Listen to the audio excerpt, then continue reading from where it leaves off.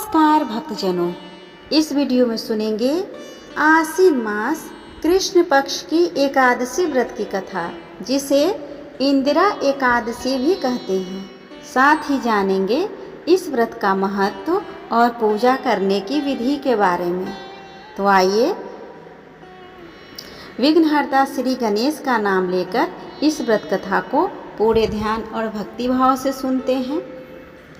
कथा शुरू करने से पहले आप लोगों से अनुरोध है, कृपया कर आप मेरे वीडियो को लाइक और शेयर कर दें। साथ ही मेरे चैनल को भी सब्सक्राइब कर लें, ताकि जब भी मैं इस तरह का वीडियो अपलोड करूं, उसका नोटिफिकेशन सबसे पहले आपको मिले। आप लोगों से अनुरोध है, इस कथा को पूरे अंत तक सुने, ताकि इस कथा के श्रवण से मिलने वाले शुभ पुण्य फल की प्राप्ति हो। जैसा कि आप जानते हैं, धर्मराज युधिष्ठिर ने भगवान श्री कृष्ण से कहा, हे भगवान, आश्विन कृष्ण एकादशी का क्या नाम है और इसकी विधि तथा क्या फल है, सो कृपया करके कहिए। तब भगवान श्री कृष्ण कहने लगे कि इस एकादशी का नाम इंदिरा एकादशी है। यह एकादशी पापों को नष्ट करने वाली तथा पितरों को अधोगति से मुक्ति देने वाली होती है। हे राजन, ध्यान पूर्वक इसकी कथा सुने। इसके सुनने मात्र से ही वाजपेय यज्ञ का फल मिलता है।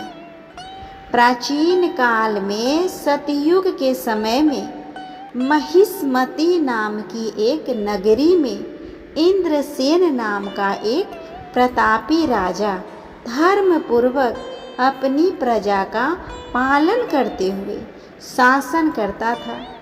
वह राजा पुत्र, पौत्र और धन आदि से संपन्न और विष्णु का परम भक्त था।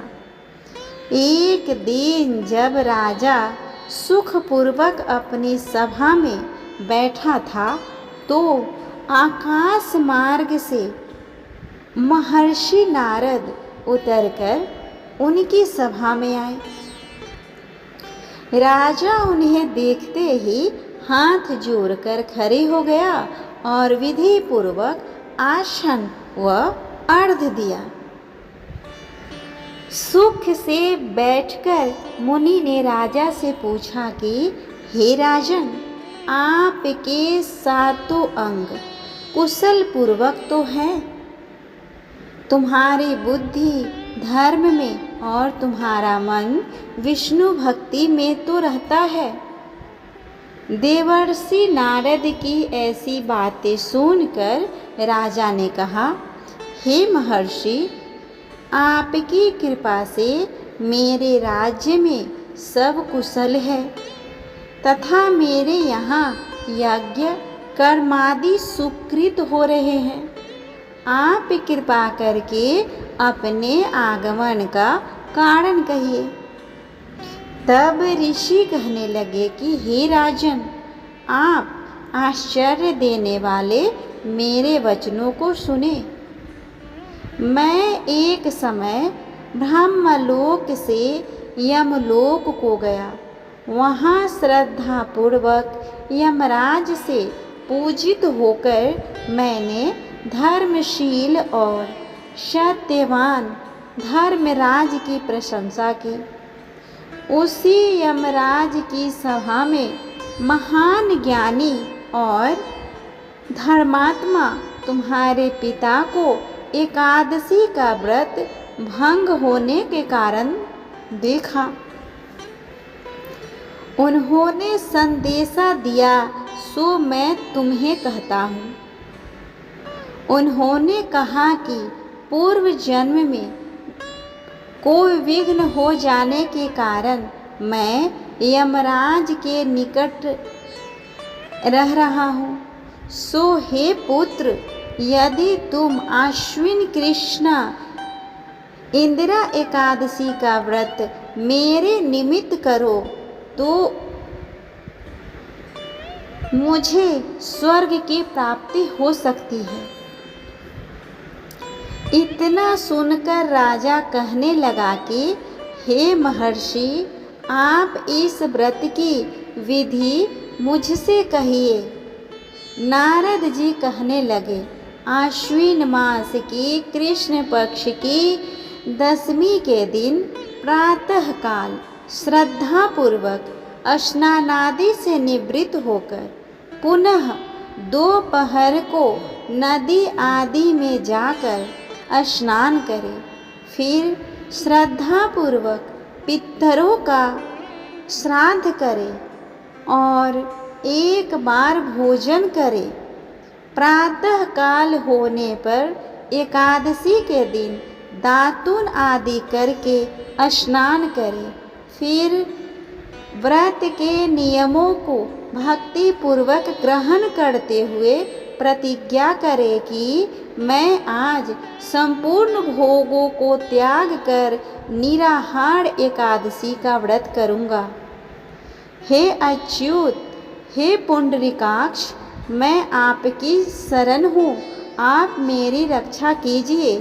इस प्रकार नियम पूर्वक शालिग्राम की मूर्ति के आगे विधि पूर्वक श्राद्ध करके योग्य ब्राह्मणों को फलाहार का भोजन कराएं और दक्षिणा दे।